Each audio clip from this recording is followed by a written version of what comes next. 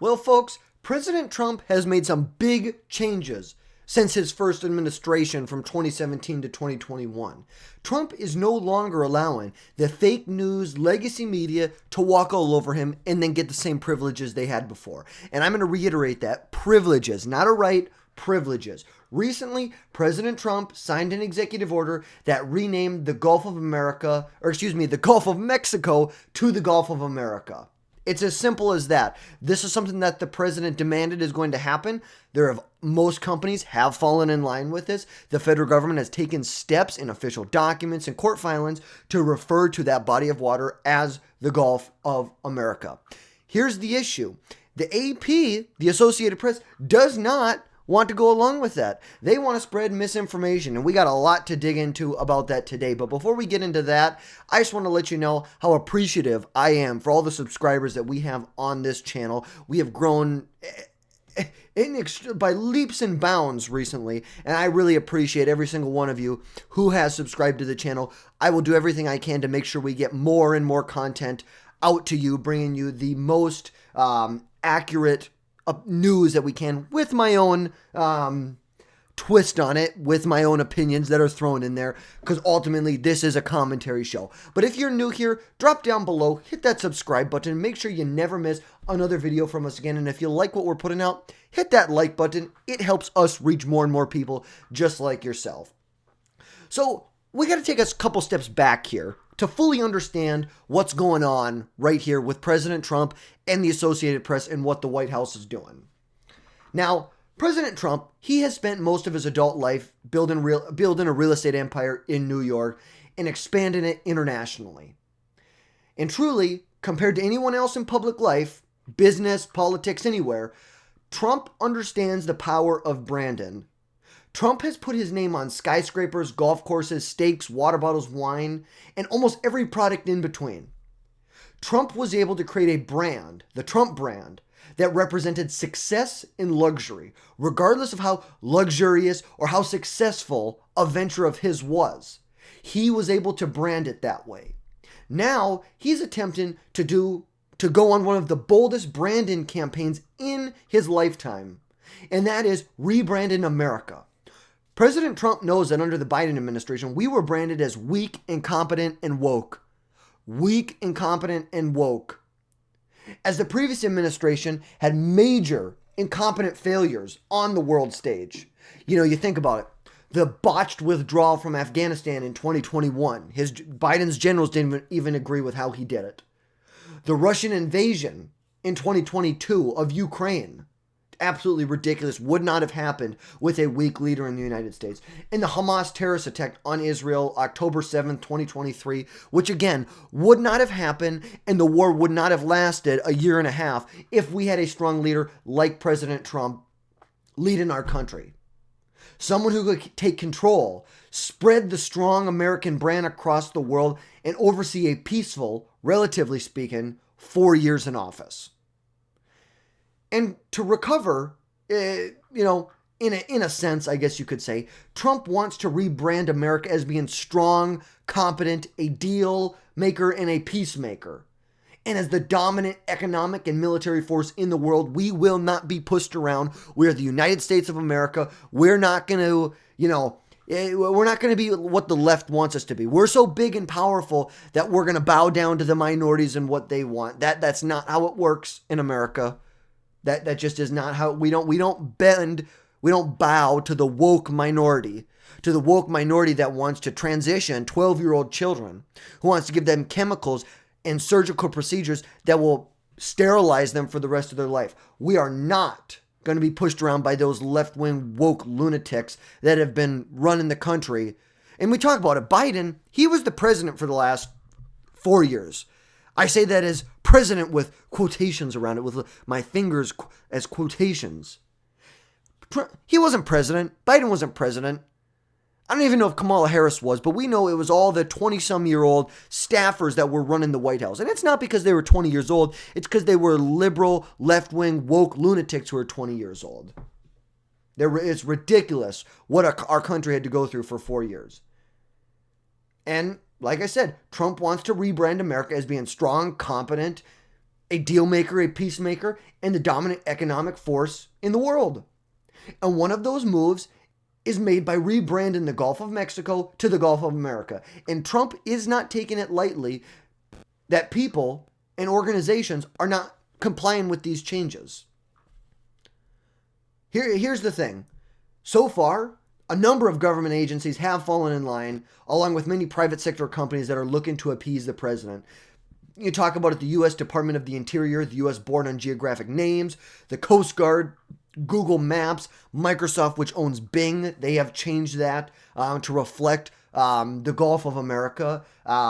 You think about it, all the many energy companies have started to refer to that body of water as the Gulf of America in regulatory filings and on their website, really most likely in an effort to appease President Trump to get in his good graces as they look to further, at least with the private sector, further contracts and cooperation between the private sector and the federal government. That ultimately, what I think, especially with energy companies, that is what a lot of this is about. I think this is something that's going to stick, but ultimately, they want to do business with President Trump. They know that energy independence, we are unleashing our energy independence that we have here in America. It says we are unleashing what we have here, and they want to make sure that they get in on that action. Now, one of these organizations, which is a media company called the Associated Press, has really taken this up with Trump, and it's really Trump's first big battle with the mainstream legacy media during his second administration. The Associated Press has decided that they will not be referring to that body of water as the Gulf of America in their reporting, continuing to spread more and more misinformation than they ever have. And let's be honest, them spreading, saying that the Gulf of America is the Gulf of Mexico is misinformation. But that is a raindrop in the bucket, in the barrel of drops that they have of misinformation that they're spreading every single day. The Associated Press, they spread misinformation like there's no tomorrow. They're a left-wing hack media company that's been basically a PR for the Democrats for decades. They've been the PR for them. And it's as simple, just like most of the mainstream media. Legacy. They're not mainstream anymore. Independent journalists are mainstream. You know, the White House has responded by barring Associated Press reporters from special presidential events. They will still retain their White House credentials for reporting and for AP photographers. But with the small group of the pool of reporters and photographers that are allowed to be in direct access and have access to special events with President Trump, they are being barred from that. Let's take a listen over on X right now. Caitlin Collins asking some questions with our new wonderful press secretary. Can we just take a minute to acknowledge the upgrade that we have? We went from this DEI hired lady who it's like she couldn't string 4 sentences together. Her sentences she strung together were probably worse than Biden's in some cases.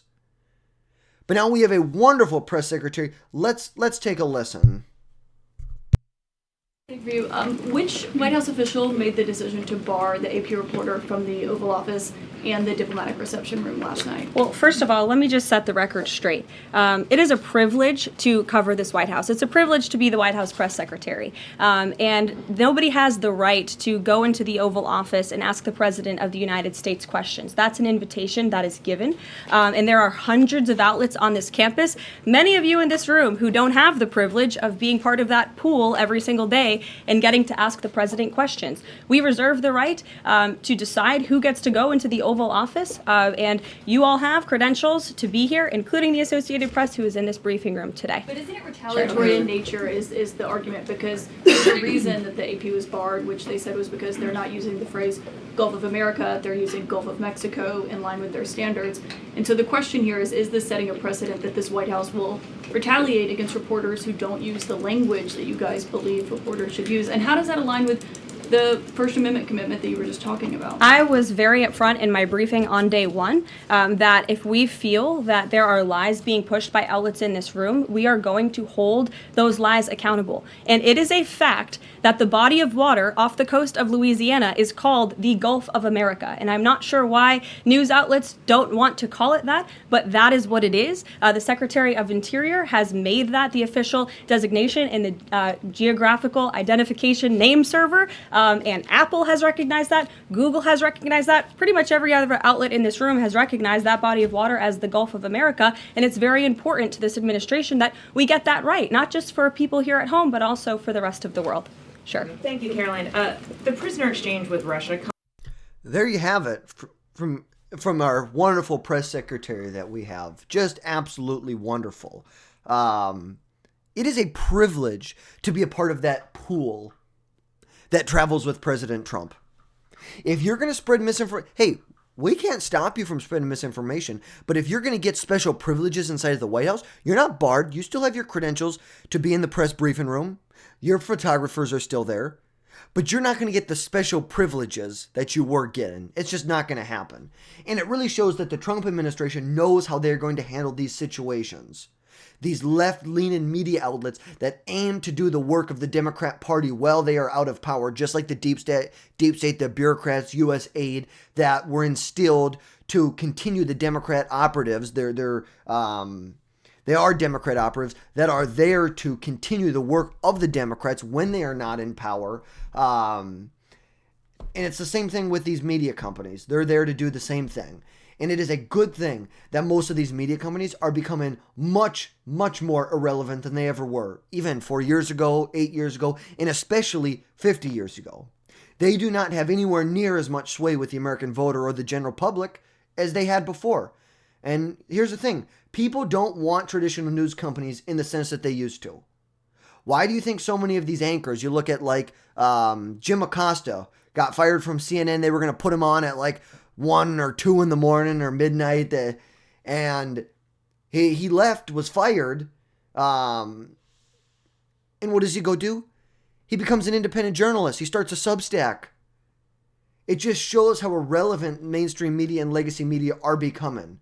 Because that's what has happened. When they leave these legacy media companies, they're becoming independent journalists. And, you know, that is the future. Why do you think I'm here? I'm not going to be controlled by what some larger organization is then going to tell me to push their narrative. I'm going to bring you the facts. I'm going to tell you what my opinions, what my thoughts are, but ultimately I'm here to give you those facts.